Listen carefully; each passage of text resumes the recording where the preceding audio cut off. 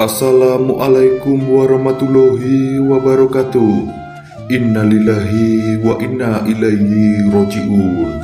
Kabar duka Indra Bekti, sang istri merasa sangat kehilangan, tak ikut mengantarkan almarhum ke tempat peristirahatan terakhirnya. Namun sebelum lanjut ke pembahasan, alangkah mulianya Anda jika berkenan menekan tombol subscribe dan nyalakan lonceng notifikasinya terlebih dahulu agar Anda tidak ketinggalan berita terupdate dari channel ini. Jika sudah, mari kita simak videonya sampai akhir.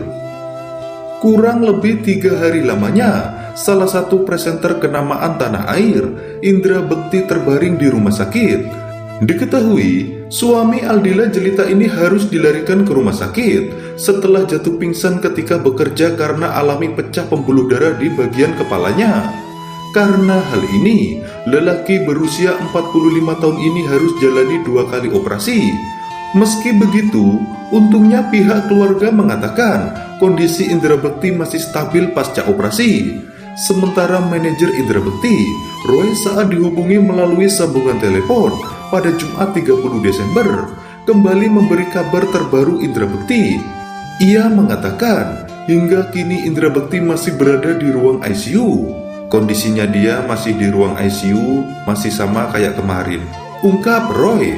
Roy juga menambahkan, meski masih di ruang ICU, Indra Bekti sempat sadarkan diri meski belum sepenuhnya. Bahkan Roy juga mengatakan bahwa sempat terjadi obrolan dari Indra Bekti. Masih belum keluar, masih setengah sadar lah. Udah sadar sih, udah sempat ngobrol. Masih selang semua, ujarnya.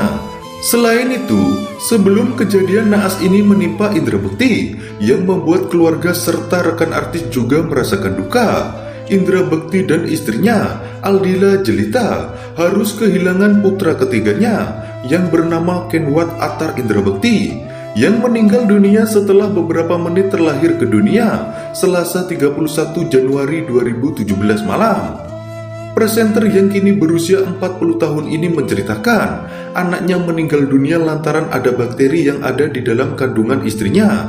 Hal itu merupakan buntut dari operasi pengikat mulut rahim yang sempat dilakukan Aldila beberapa waktu lalu.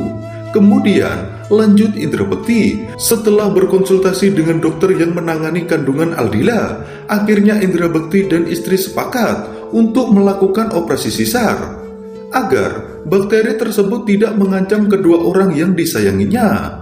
Namun sayang, Kenwat Attar Indra Bekti akhirnya terlahir ke dunia melalui operasi sesar.